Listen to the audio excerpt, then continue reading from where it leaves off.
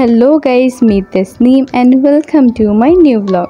I hope আপনারা সবাই অনেক ভালো আছেন অ্যান্ড আমিও আল্লাহর রহমতে ভালো আছি। তো আজকে চলে যাচ্ছি গাজীপুরে নানার বাসায়, বিকজ নানা অনেক অসুস্থ। তো নানাকে দেখার উদ্দেশ্যে যাচ্ছি। যেহেতু গাজীপুর আমার বাসা থেকে অনেকটা দূরে, তাই সবসময় চাইলেই সহজে যেতে পারি না। তাছাড়া আমার পড়াশুনো থাকে, আবার গাজীপুরে যেতে গেলে রোডে অনেক জ্যামও থাকে, যার কারণে যাওয়াটা অনেক টাফ হয়ে যায়। তো আজকে চলে যাচ্ছি ঈদের পরপরই, অ্যান্ড রোডটা একদমই ফাঁকা। অনেক দিন পরে গাজীপুরে যাচ্ছি অ্যান্ড দেখলাম এখানে দুটো নতুন ফ্লাইওভার হয়েছে, যার কারণে গাজীপুরে যাওয়া অনেক সহজ হয়ে গেছে। এখানে সিএনজি আঙ্কেল বলল যে জ্যাম যে একদমই নেই তা নয়, জ্যাম আছে বাট সেটা ফ্লাইওভারের নিচে। যেহেতু আমরা ফ্লাইওভার দিয়ে যাচ্ছি এর কারণে জ্যামটা আমরা পাচ্ছি না। তো ফ্লাইওভারের কারণে অনেকটা সুবিধা হয়েছে গাজীপুরে যাওয়া। আর আজকের ওয়েদারটাও খুবই সুন্দর, কোনো জায়গায় আকাশ মেঘলা, কোনো জায়গায় আবার গুড়ি গুড়ি বৃষ্টি, আবার কোনো জায়গায় মুষলধারে বৃষ্টি। মানে অনেক ভালো লাগছিল। আর কখনো এত শান্তিভাবে গাজীপুরে যাওয়া হয়নি। গাজীপুরে যেতে গেলে অনেক জ্যাম পোহাতে হতো, তো আলহামদুলিল্লাহ অনেক ভালোভাবে গিয়েছি আজকে। এখন অনেকটা ভারী বর্ষণ হচ্ছে, যার কারণে পর্দাটা নামিয়ে দিয়েছি, কারণ ভিতরে পানি আসছিল। কিছু দূর যাওয়ার পরেই দেখি আর বৃষ্টি নেই, বাট এখানে আকাশটা অনেক মেঘলা আর রোডে কোনো ধুলাবালি নেই। খুবই সুন্দর একটি পরিবেশ। এখন এসেছি গাজীপুরে। এখানে সিএনজিটা থামানো হয়েছে, আব্বু এখান থেকে আম কিনবে বলে।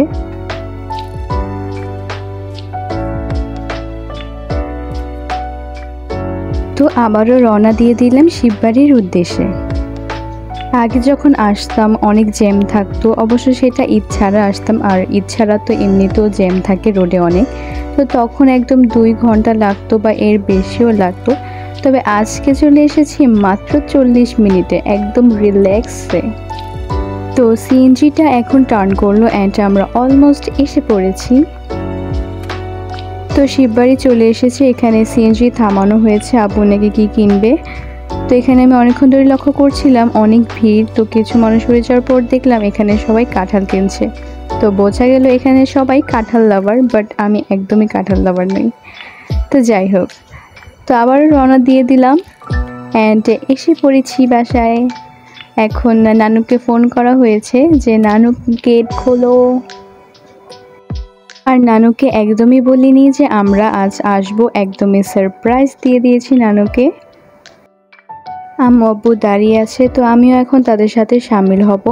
নানু বাসার মেইন গেটটা অলওয়েজই তালা মারা থাকে, যেন কোনো অপরিচিত ব্যক্তি ভেতরে সহজে আসতে না পারে।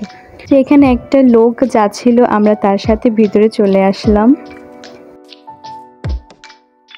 তো ভিতরে এসে পড়েছি। এখন নানু বাসার বারান্দা দিয়ে বাহির আবহাওয়াটা দেখছিলাম। নানু বাসার আশেপাশে অনেক গাছপালা আছে।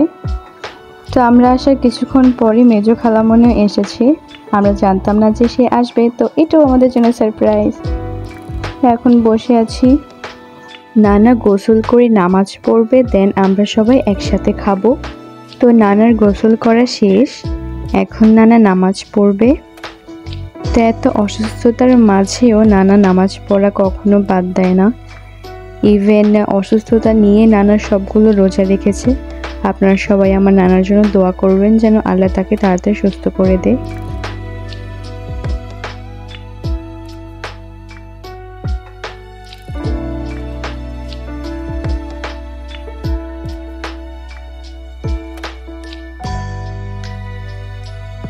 নানার নামাজ পড়া শেষ, এখন সবাই একসাথে খাওয়া দাওয়া করব।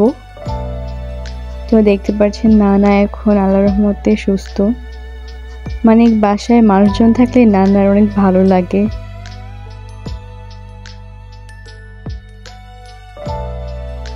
এখন আমরা খাওয়া দাওয়া স্টার্ট করে দিয়েছি।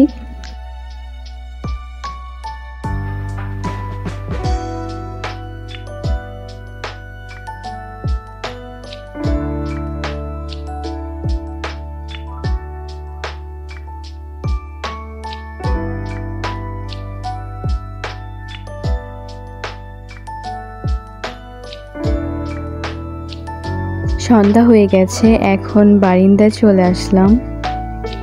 নানু কফি বানাচ্ছে।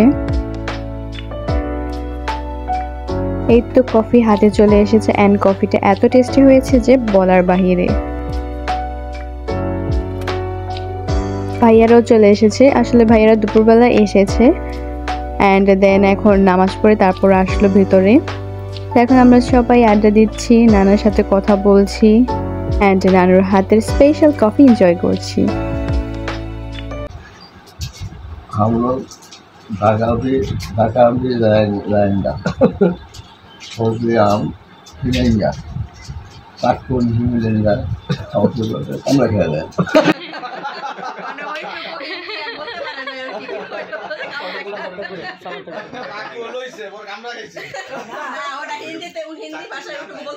তো নানা এখানে মজার একটি কথা বললো অ্যান্ড আমরা সবাই শুনে অনেক হাসলাম।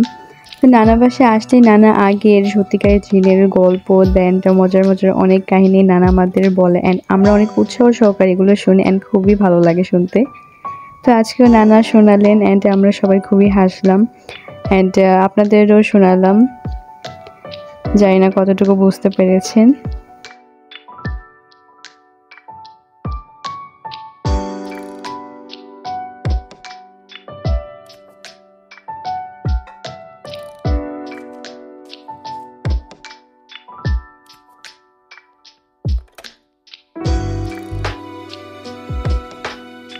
ভাইয়েরা নামাজ পড়তে গিয়েছিল, তো এখন আসছে।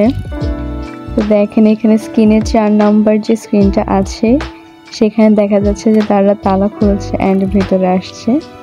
আসলে মজা করে ভিডিওটা করলাম।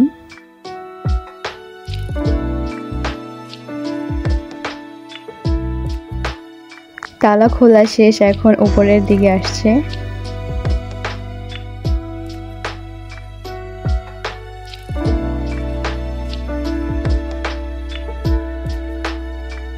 যে এই তো ঘরে চলে এসেছে,